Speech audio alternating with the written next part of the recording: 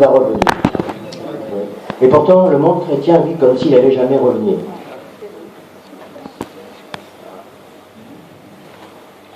On ne sait pas si c'est demain, on ne sait pas si c'est dans 10 ans, dans un siècle, on n'en sait rien, mais en tous les cas, les signes sont là.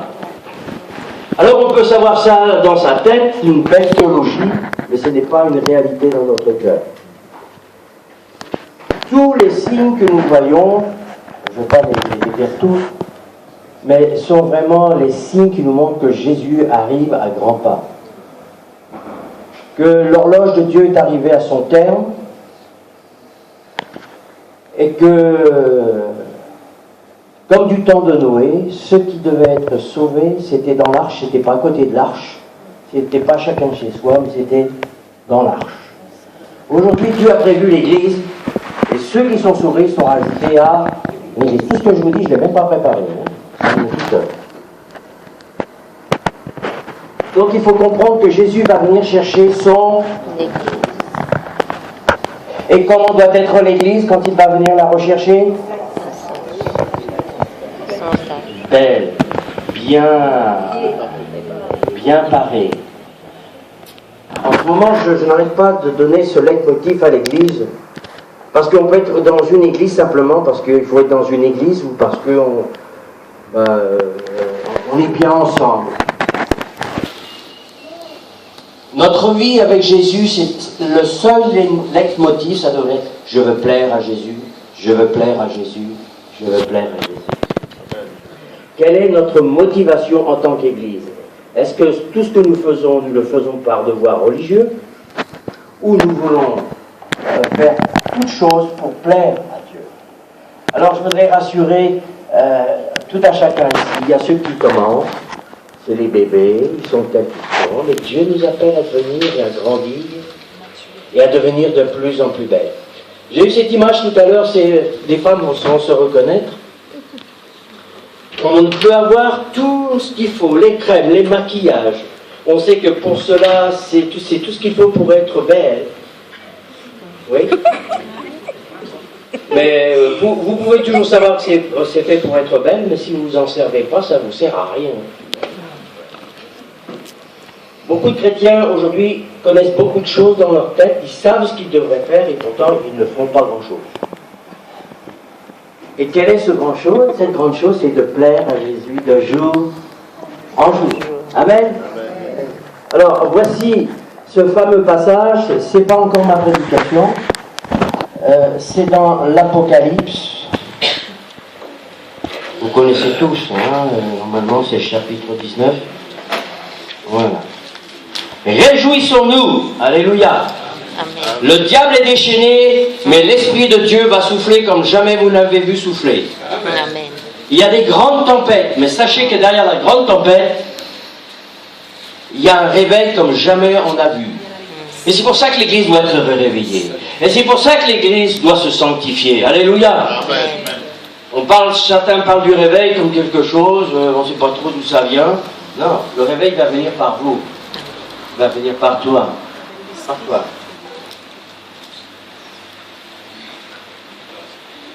Alléluia. Amen.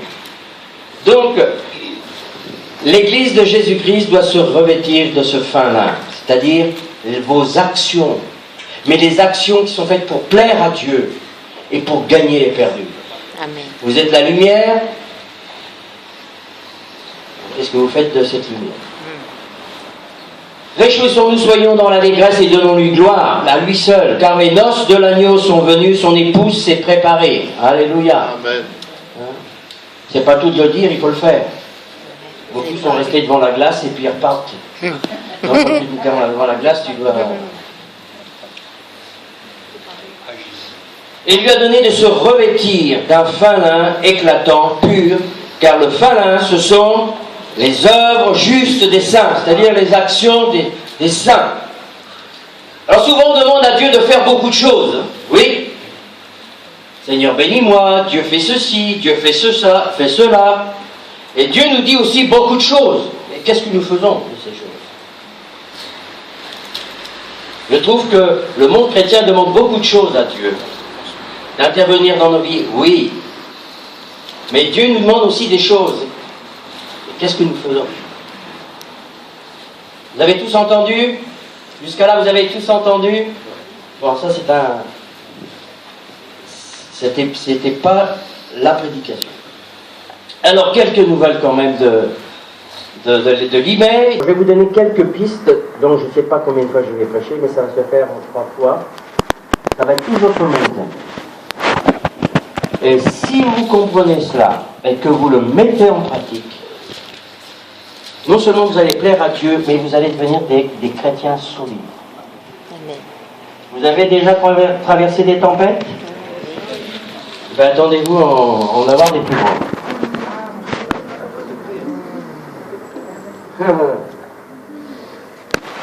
Et si nous ne sommes pas basés sur véritablement la parole de Dieu, et que nous ne croyons pas réellement que ce qu'elle dit, elle le dit, alors, tout le monde connaît ce verset, il dit que Jésus est le même hier, aujourd'hui, éternellement. C'est même pas que Jésus, c'est Dieu. Hein.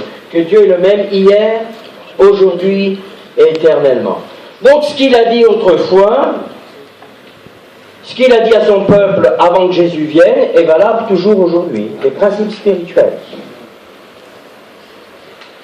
Parce que beaucoup disent, ah oui, mais ça c'est l'Ancien Testament, on n'est plus sous l'Ancienne Alliance. Ah, c'est sûr qu'on n'est plus sous l'Ancienne Alliance, heureusement. Mais les principes de Dieu sont toujours les mêmes. Ce qu'il déclare être une abomination est toujours une abomination. Quand il déclare... que Dieu ne veut même pas entendre les prières ou que les sacrifices, aujourd'hui c'est la même chose. Aujourd'hui, même si on ne tue plus d'animaux, c'est des sacrifices d'une bouche qui confesse. Donc, on pourra, je dis toujours à mon assemblée, vous pourrez chanter même les plus beaux chants, on pourra avoir les plus beaux chants, on pourra avoir tout ce que l'on veut, même super bien chanté, mais si l'intérieur... Alors, ne faites pas ce que nous disons à l'extérieur, pour Dieu, c'est zéro. Il vaut mieux chanter un peu moins bien. Mais que ce qui sort de notre bouche soit réellement de notre bouche. Vous connaissez tous ce verset quand Jésus dit « Pourquoi m'appelez-vous Seigneur, Seigneur, et ne faites-vous pas ce que je dis ?» Vous connaissez tous. Pourquoi m'appelez-vous Seigneur, Seigneur, et ne faites-vous pas ce que je dis? En ce temps-là, beaucoup me diront, Seigneur, nous avons chassé les démons, nous avons guéri les malades. Ça nous montre quoi? Ça nous montre que les dons spirituels, d'abord, c'est pas pour nous, c'est un don pour gagner ceux qui sont perdus, mais qu'en tant que corps de Christ, nous sommes appelés à obéir, et pas obéir... pour n'importe quelle motivation, obéir parce que nous aimons Jésus. Amen.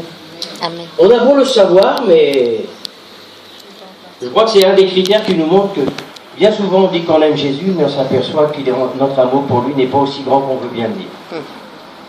Alors soyons honnêtes avec tout le monde. Ceci dit, voici mon introduction. Prophète Ésaïe, dans le livre du prophète Ésaïe, c'est là où il parlait le plus du Messie. Vous connaissez notamment Ésaïe 53, mais il n'y a pas que celui-là. Dans Ésaïe 58, nous découvrons la cause secrète de la défaite spirituelle du peuple de Dieu. Et Dieu demande à Ésaïe de crier à plein gosier. C'est-à-dire que... Allez,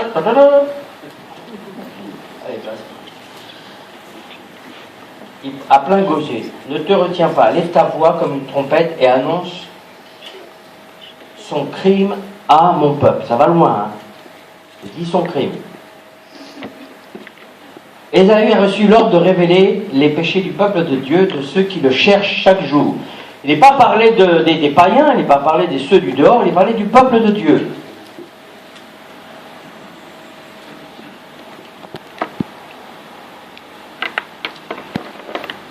Nous trouvons ça dans Ésaïe 58. Tous les jours, ils me cherchent, dit Dieu. Ils veulent connaître mes voies, comme une nation qui aurait pratiqué la justice. Et souvent, Le peuple de Dieu a besoin de changer de lunettes pour se voir tel qu'il est. Et le peuple de Dieu, c'est un ensemble, mais c'est aussi individuellement.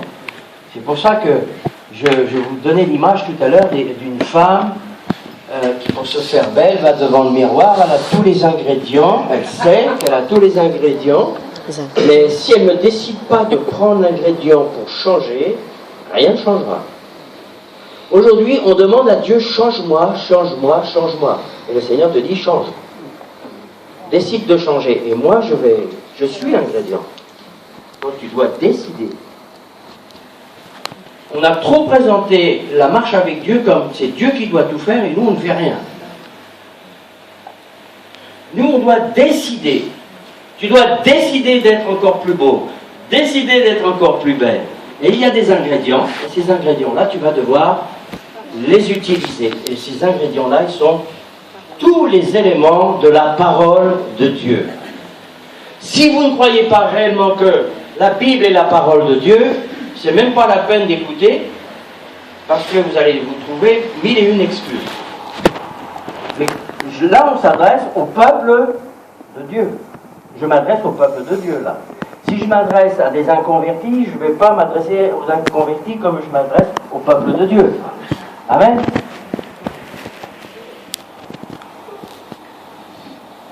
On voit comment Jésus s'adressait à ceux qui étaient du peuple de Dieu et ceux qui étaient loin du peuple de Dieu, les pécheurs, les samaritains.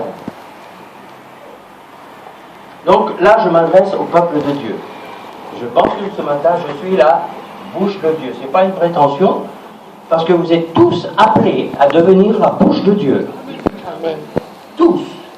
Hier soir, il y a on dira un monsieur qui m'a dit qu'est-ce que vous... Je suis revenu à la conversation. Il dit qu'est-ce que vous pensez de l'homosexualité des homosexuels? Il dit moi je ne pense rien. Je vais vous dire ce que Dieu dit. Moi je ne pense rien. Mais je crois ce que Dieu dit. Et Dieu dit que l'homosexualité est une abomination. Ceci dit, Dieu aime les homosexuels, mais il ne faut pas qu'ils restent homosexuels. Dieu aime les gens qui même vivent dans le concubinage, mais c'est pas pour rester dans le concubinage. Si tu es un gars qui boit ou une femme qui boit, Dieu t'aime et il te dit arrête de boire. Demande-lui ton aide, il va faire en sorte que tu ne bois plus. Oui? On n'est pas là pour caresser le péché des gens, parce que Jésus, ça lui a coûté très cher. Ésaü donc a reçu l'ordre de révéler les péchés du peuple de Dieu, de ceux qui le cherchaient chaque jour. Cependant, malgré leur jeûne, malgré leur prière, ils ne voyaient rien venir. Et je vois ça dans le peuple de Dieu souvent, et il en arrive même qui décrochent complètement. Dieu ne m'a pas répondu, j'ai prié, j'ai jeûné, rien s'est passé, ça ne sert à rien, coucou, au revoir. Ils sont en colère. Tout ça, c'est des histoires, en fin de compte, je croyais que... Enfin, tout le débit.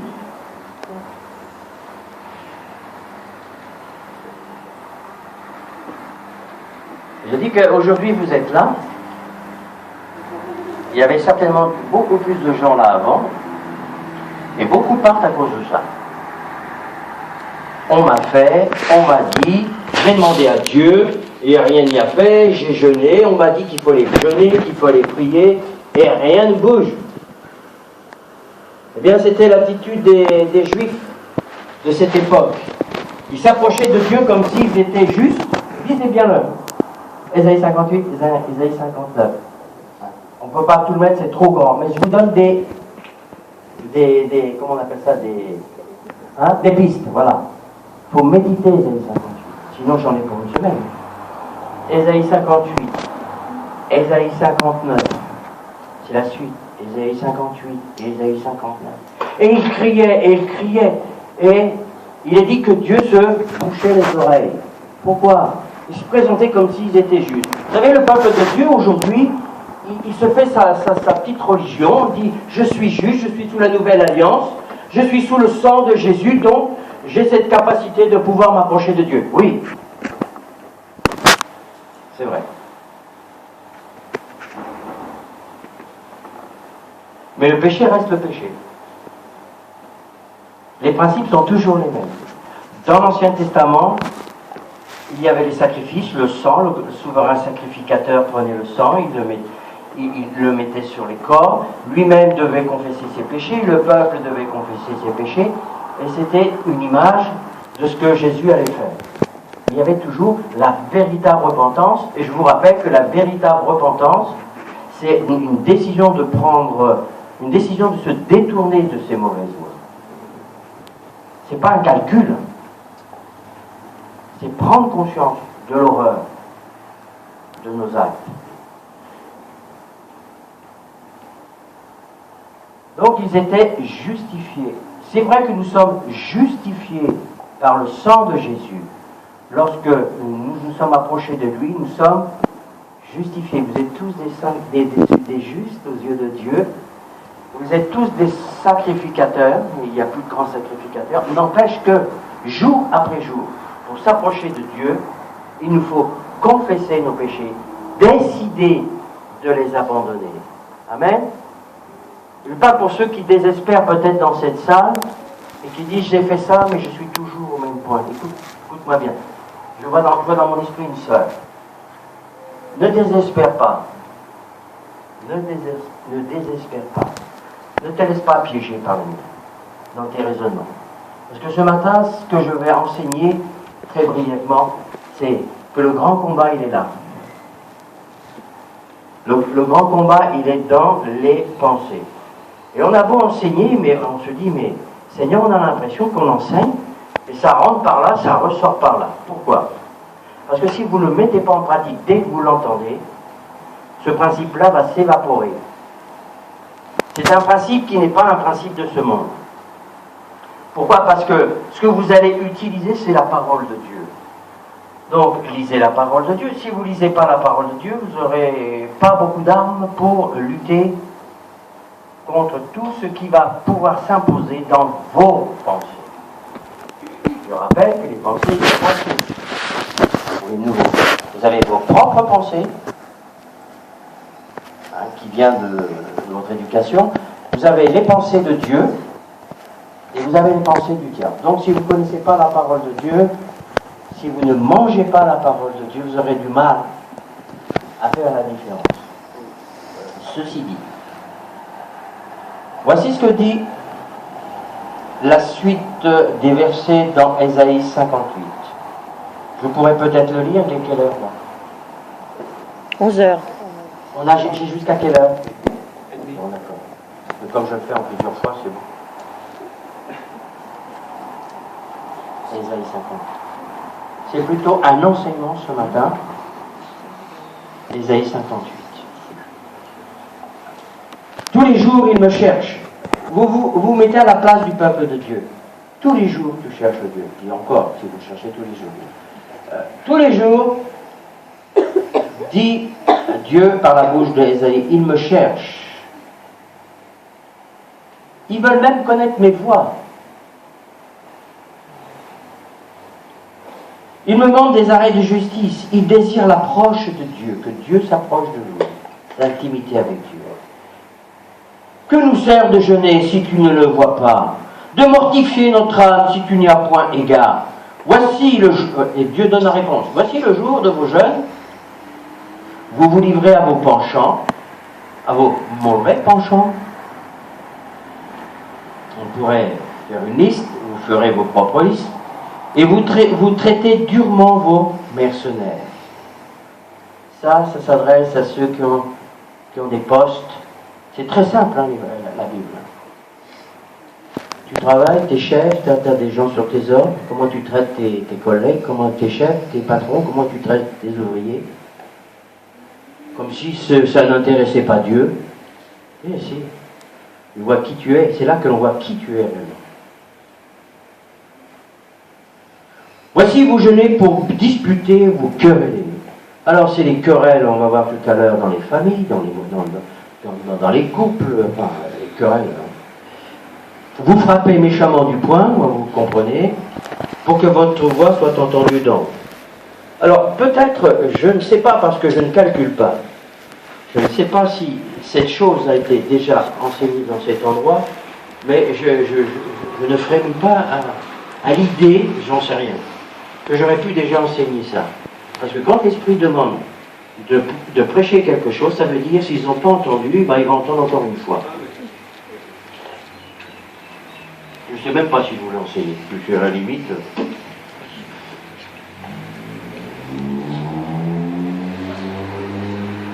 L'apôtre, je crois que c'est l'apôtre Paul ou l'apôtre Pierre, je ne sais plus, il disait « Je ne me lasse pas de vous redire les mêmes choses. Je ne me lasse pas de vous redire les mêmes choses. » Pourquoi? Parce que ces choses-là sont très, très, très importantes.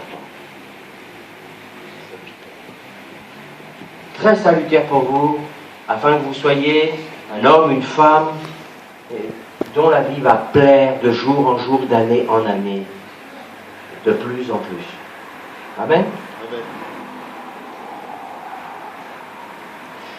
Que vous frappez du poing pour que votre voix soit tendue d'en haut. Est-ce là le jeûne auquel je prends plaisir, dit l'Éternel, un jour où l'homme humilie son âme, courber la tête comme un jonc et se coucher sur le sac et la cendre. Bon, ça c'est pour exprimer la repentance. Est-ce là que tu appelleras un jeûne? Voici le jeûne auquel je prends plaisir. Détache les chaînes de la méchanceté. Tu sais si dans ton cœur il y a de la méchanceté. Dénoue les liens de la servitude, n'opprime pas les autres, je rends libre les opprimés. Toute espèce de joug, d'oppression n'est pas là pour manipuler, oppresser les gens. Partage ton pain avec celui qui a faim. Vous voyez? Fais entrer celui qui a besoin d'une maison. Si tu vois un homme nu, couvre-le. Ne te détourne pas de ton semblable. Et j'aime la suite. Alors ta lumière poindra comme l'aurore et la guérison germera promptement. Ta justice marchera devant toi.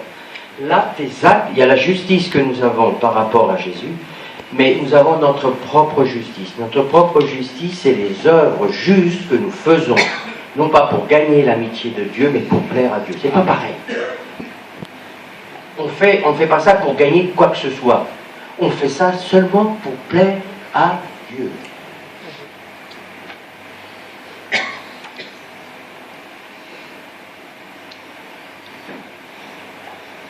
Tu crieras et il dira, tu appelleras, l'Éternel répondra, tu crieras et il dira, me voici. Et il y a toute la suite. Donc, il y a les beaux discours et il y a ce que l'on vit. Vous êtes d'accord avec moi? Et on peut donner l'apparence que l'on veut, mais on sait ce qu'on vit ou ce qu'on ne vit pas. Et des fois, on veut, pour montrer qu'on est spirituel, on est capable de dire des choses tout simplement pour montrer ce que l'on vit. Mais vous n'avez rien à prouver aux autres, vous n'avez rien à prouver à Dieu, vous devez être vous-même. Et vous devez être des hommes et des femmes qui vont fonctionner selon les principes du royaume de Dieu. Je présuppose qu'on vous a déjà enseigné ça, mais on va enfoncer un petit peu plus dans la tête et un peu plus dans le cœur. Alors, il ne me reste plus grand-chose, donc je vais vite. En réalité, Dieu se bouchait les oreilles et il se cachait de son peuple en détournant sa face de son peuple. Vous trouvez ça dans Ésaïe 59, verset 2, où il est dit, verset 1, « Non, le bras de l'Éternel n'est pas trop court pour vous venir vous secourir. » Non, le bras de l'Éternel n'est pas trop court, il est grand. Mais il dit, il y a quand même quelque chose qui fait que le bras de l'Éternel, il voudrait, il dit, ce sont vos crimes, ce sont vos péchés, qui vous voilent sa face. Dieu, il entend tout, il sait tout, mais quand son peuple s'approche de lui comme s'il était juste alors qu'il n'est pas juste, il se bouche les oreilles, jusqu'à ce que son peuple prenne conscience eh bien, qu'il doit changer d'attitude, qu'il doit se repentir, être vrai. C'est pour ça que là, je m'adressais à ceux qui ont l'impression qu'ils ne pourront jamais s'en sortir. Si, ne dis pas ça, ça vient pas de Dieu, ça. Avec Dieu, tout est possible. Amen. Tout est possible. Je pourrais vous raconter des témoignages extraordinaires, des drogués, des gens qui buvaient. Ils ont lutté aujourd'hui, c'est des colonnes dans l'église. Ils savent ce que c'est. Ils savent qui est leur Dieu. Mais ils savent aussi ce qu'ils devaient faire. Et c'est pas toujours facile. On tombe, on remonte. Mais on ne baisse pas les bras. Ne baisse pas les bras. Amen.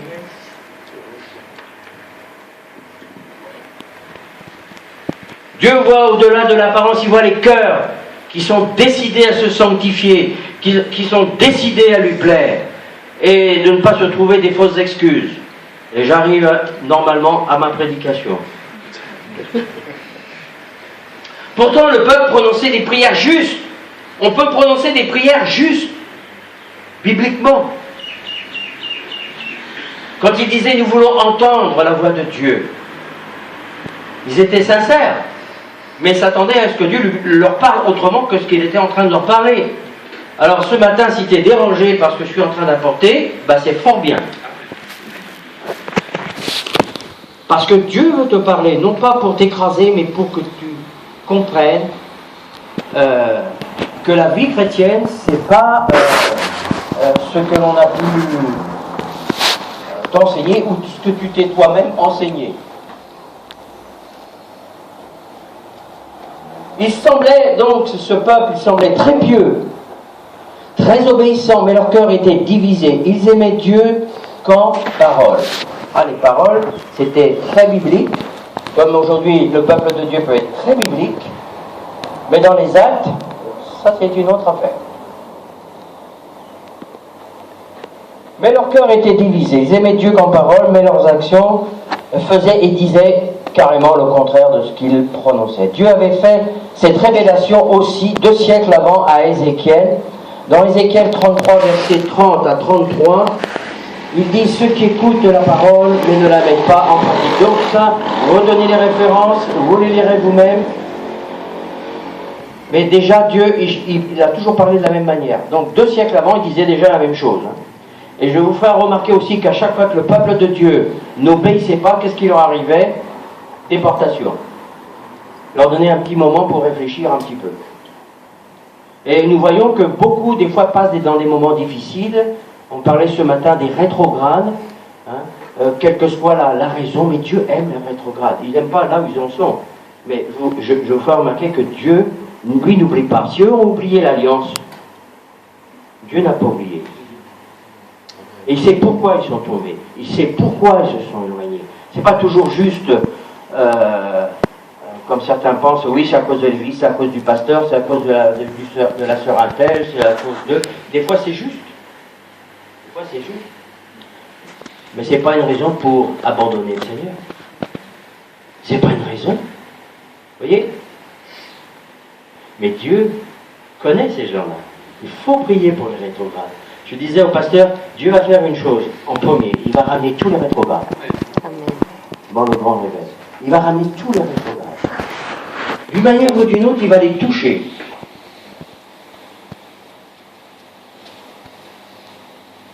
Il y a beaucoup de rétrogrades. Beaucoup de gens qui sont partis, ils ont même oublié les principes du royaume de Dieu. Mais quelque part, Dieu lui l'a pas oublié. L'enfant prodigue, tout le monde connaît cette histoire-là, mais vous savez, Dieu, c'est le cœur de Dieu, ça. Il va tout faire pour ramener les rétrogrades.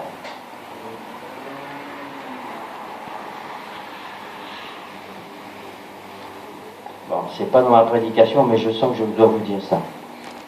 Arrêtons de taper sur les gens. Même s'ils sont devenus horribles, arrêtez de taper dessus. Je dis, même s'ils sont devenus horribles, ne tapez pas dessus. On ne fait pas revenir les gens en leur tapant dessus. Jésus n'a jamais fait ça. Si vous faites ça, vous n'êtes pas... La nature de Jésus ne s'est pas réellement développée en vous.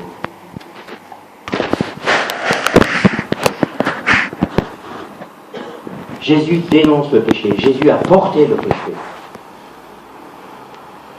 Il a même dit, Père, ne leur tient pas rigueur parce qu'ils ne savent pas ce qu'ils font. Beaucoup de rétrogrades ne savent même pas ce qu'ils ont fait, pourquoi ils sont pas. Ils n'ont pas pris compte. Par contre, le diable, lui, sait. Lui, il rigole. Donc, prions, aimons, mais disons la vérité. C'est la raison pour laquelle Dieu demande à Ésaïe de crier très fort pour avertir son peuple de leur aveuglement. Quel péché a poussé Dieu à se cacher loin d'eux? Dans le chapitre 59, il est parlé que ces gens avaient couvé des œufs d'aspi. Et voilà, c'est là où commence ma prédication ce matin, c'est de parler. Qu'est-ce que Dieu a voulu dire quand il parle des œufs d'aspi et des toiles d'araignée? Il me reste, c'est bien.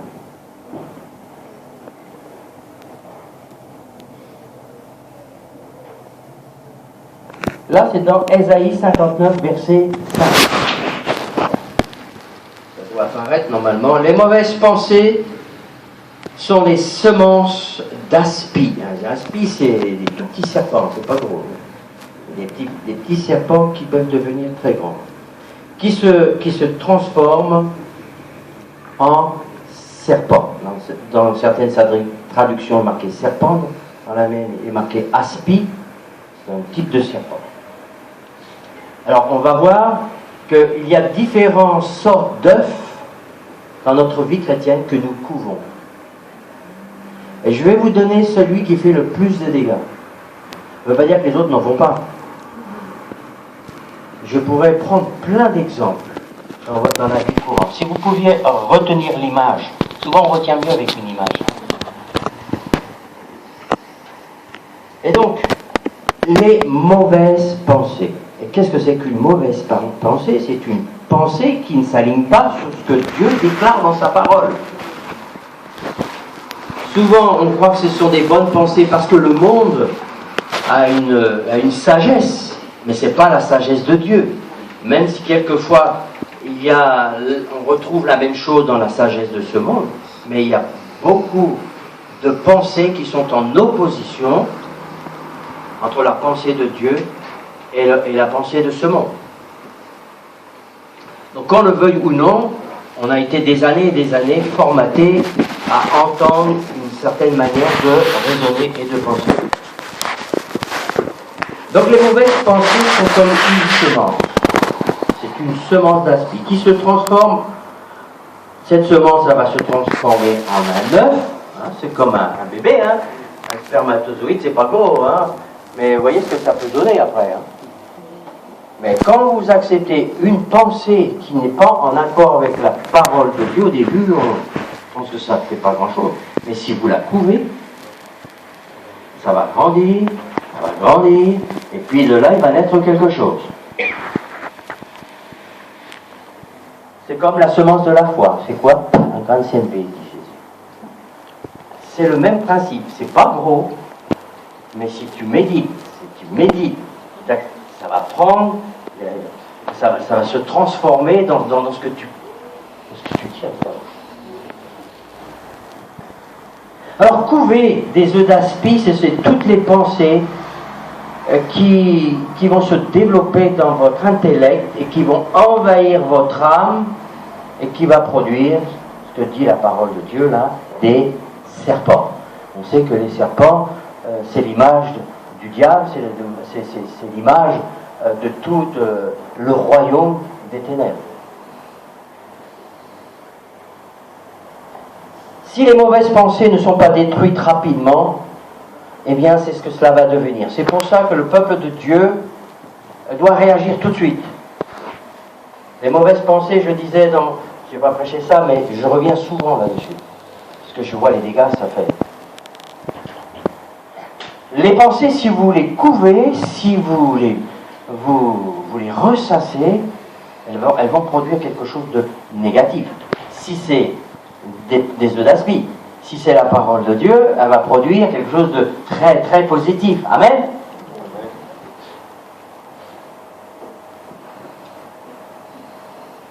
Vous devez les détruire rapidement. Alors, je suis désolé, je vais me répéter pour la deuxième fois. Pour détruire, ces pensées-là, il faut que vous utilisiez la parole de Dieu qui va dans le contraire de ce que cette pensée veut s'installer ici. Si le peuple de Dieu est désarmé, Éphésiens 6, tout le monde connaît Éphésiens 6, que les armes, l'armure du croyant, hein, à la fin ça se termine par quoi? par le bouclier de la foi et l'épée de l'esprit qui est la parole de Dieu. Vous ne pouvez pas combattre vos pensées parce que vous ne savez pas d'où est toujours la source. Ça peut être de votre éducation, donc votre manière de penser. Ça peut venir du diable qui va utiliser. Et puis, il y a les pensées de Dieu. Vous comprenez qu'on a quand même trois phases. Donc, pour se bagarrer et faire le tri de nos pensées, nous devons connaître la parole de Dieu et l'utiliser. Amen. Amen. Que ce soit la nuit, je disais ça dimanche dernier, je dis que la nuit, même notre cerveau, il fonctionne. Hein. L'intellect, il fonctionne. Il est au repos, certes. Il se repose. C'est pour ça qu'il faut dormir. Et c'est pour ça que si vous ne dormez pas, ça explose. Vous êtes dans la dépression. Parce que le cerveau, il a besoin de se reposer. Mais même la nuit, ça fonctionne. Et votre esprit, lui, c'est pareil. Nuit et jour. Et pour lutter contre les mauvaises pensées, votre esprit, il est bien nourri de la parole de Dieu. Et même dans vos nuits, vous pouvez utiliser.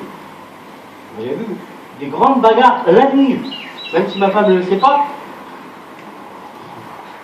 De manière même elle, je suis sûr qu'elle a des bagarres la nuit, dans les pensées. Tout le monde a des bagarres, même la nuit.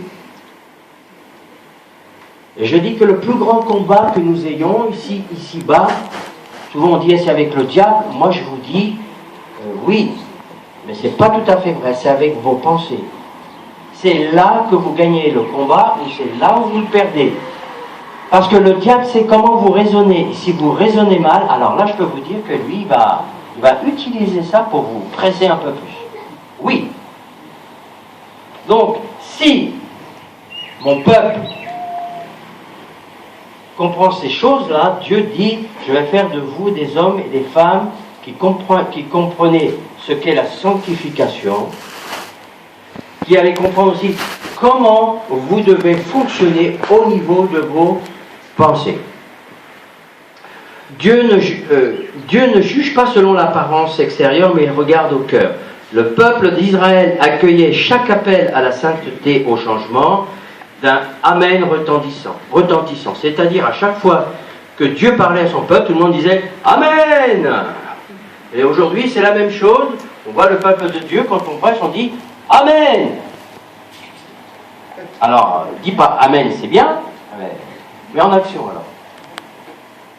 C'est pas le tout dire Amen. Il vaut mieux des fois pas dire Amen et mettre en action. Eh ben, voilà mon petit bout de papier que j'ai cherché depuis une demi-heure. Et voilà mon petit bout de papier. Oh, j'avais fait ça bien en plus. T'as cru pouvoir me désarçonner, me déstabiliser, mais n'a pas fait.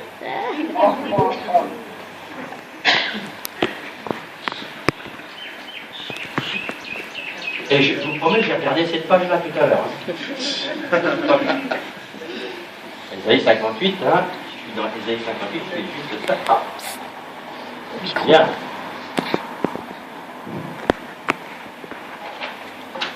Je regarde l'horloge. Ils se tenaient devant Dieu, donc le peuple de Dieu, tout entretenant des mauvaises pensées. Leur cœur, leur âme étaient portés vers les choses du monde. Donc c'est notre manière de vivre. Quand on se tient devant Dieu, où Dieu il est le premier dans votre vie, où il est en troisième position, ou je ne sais pas en quelle position, mais Dieu le sait. Vous pouvez dire ce que vous voulez, Dieu le sait. Et c'est dans le choix de notre vie, c'est dans le choix de notre vie, que nous pouvons voir là où va être nos choix. En tant que serviteur de Dieu, je vois qui a mis Dieu en premier, et pour d'autres, j'aime le Seigneur, je ne dis pas le contraire. Mais Dieu est quand même en deuxième position. Hein. On s'atteint même en troisième. Non, il doit être le premier.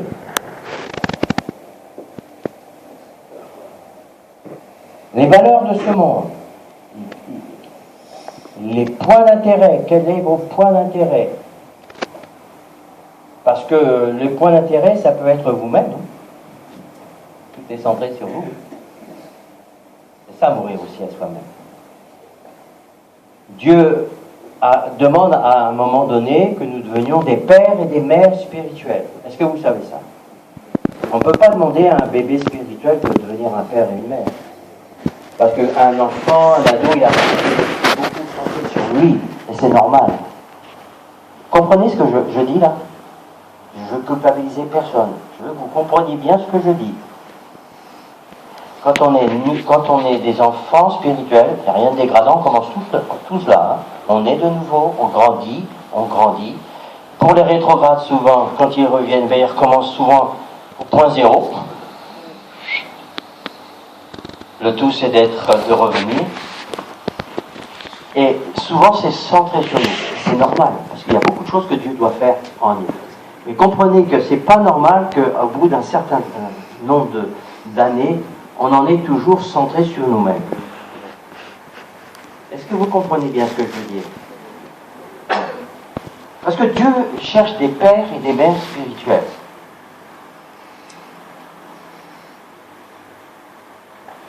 Imaginez, le grand réveil arrive, il y a plein de gens, des nouveaux qui vont arriver. Qui va s'occuper de ces gens? C'est pas du haut de la plateforme qu'on s'occupe des gens. Je dis toujours. La plupart de mon temps, c'est dans la semaine, je passe du temps avec les gens. Un pasteur, c'est quelqu'un qui prêche là-haut. Ça fait partie de son travail. Mais le grand travail, c'est de s'occuper des brebis. Est-ce que Dieu va trouver des hommes, des femmes, qui ne voudront pas mettre en avant leur ministère?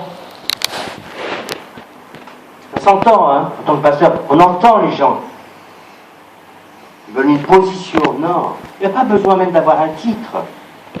Les pères et les mères, il n'y a pas besoin d'avoir un titre. Ça sort de là. Vous aimez vous occuper des autres. À votre niveau. Est-ce que Dieu va trouver des pères et des mères? Des hommes et des femmes qui vont pouvoir se préoccuper de l'autre.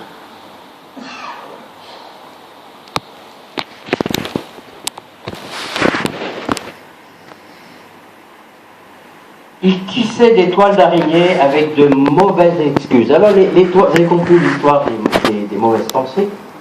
Et les toiles d'araignée, c'est l'image de... Vous savez, ça commence par la pensée et ça tisse après des grandes... Vous savez comment c'est fait une toile d'araignée?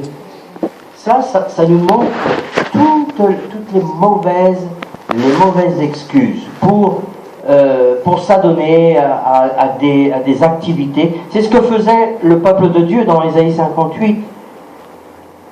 Ils pensaient être un peuple merveilleux, que Dieu devait répondre à toute leur prière, mais Dieu leur montre que non. Ça doit changer là dans votre manière de fonctionner, là, ça ne va pas du tout. Dieu est saint, hein, faut se le rappeler aussi. Et nous devons aspirer à devenir saints, de plus en plus saints. Pour plaire à Dieu. Et je dis surtout pour avoir une intimité de plus en plus étroite. Certains me disent, Yves, comment tu fais, comment on peut faire pour entendre la voix du Saint-Esprit? Je dis, il n'y a pas d'école, il n'y a pas de livre en 4 points, ou en 10 points. Quand on a compris qu'on a un corps, une âme, un esprit, Dieu va parler à ton esprit, mais il va commencer par te communiquer quelque chose qui va s'imposer dans ton intellect. Et il faut que ton intellect soit complètement renouvelé par la parole de Dieu. Pourquoi? Parce que sinon, on ne sait pas si ça vient de Dieu, si ça vient de moi, c'est toujours la même histoire. Et si vous êtes... Tout votre intellect fonctionne par rapport à la parole de Dieu, et que vous obéissez à la parole de Dieu, Dieu va parler au plus profond de l'esprit des gens quand ils voient que ceux qui détiennent la parole vont commencer à obéir à sa parole écrite.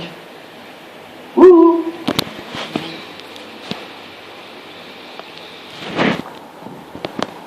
Parce que si vous connaissez la parole écrite et que vous ne prenez ça à la légère, ne croyez pas que Dieu va vous parler et vous donner certaines directions, et ça, on ne peut pas les faire. Ça, c'est dans la sanctification, le fait d'entendre la parole de Dieu par le Saint-Esprit, c'est quelque chose qui se développe en même temps que votre ressemblance à Jésus. Et je reviens. La parole de Dieu, rien que la parole de Dieu et toute la parole de Dieu. Pas intellectuellement, vous croyez ce qu'elle dit, quelle que soit la situation. Donc, il tissait des toiles d'araignée avec de mauvaises, j'ai presque terminé donc, mauvaises excuses pour s'adonner également à des activités interdites par Dieu, que Dieu déclare péché, abomination, il jeûnait, priait, mais agissait de façon très formaliste, c'est-à-dire religieusement. Mais le cœur et les pensées n'étaient pas purs. Ésaïe 55, versets 8 à 9, Dieu déclare, mais vos voix ne sont pas mes voix, et mes pensées ne sont pas vos pensées. Donc nos pensées doivent s'aligner avec la pensée de Dieu qui se trouve dans sa parole, dans un premier. Alors, ce que je voulais parler ce matin, c'est des pensées blessantes, qui sont les plus dangereuses pour notre vie. Nous sommes tous confrontés, ici-bas, avec des hommes, des femmes, et nous allons être blessés d'une manière ou d'une autre. Je dis que le peuple de Dieu, beaucoup sont venus rétrogrades, beaucoup abandonnent, beaucoup même sont dans les églises et sont comme des arbres morts. Le cœur est devenu sec. Qu'est-ce qui s'est passé? Il s'est passé que ça c'est le premier les œufs, c'est la première nature d'œuf. Les aspis, c'est les pensées qui reviennent sans cesse des personnes qui vous ont blessé. Vous avez certainement vous aussi blessé des gens, vous devez demander pardon, tout ça. Mais je parle des pensées, c'est très précis. Des pensées qui sont là, pour certains, depuis des années. Et quand vous pensez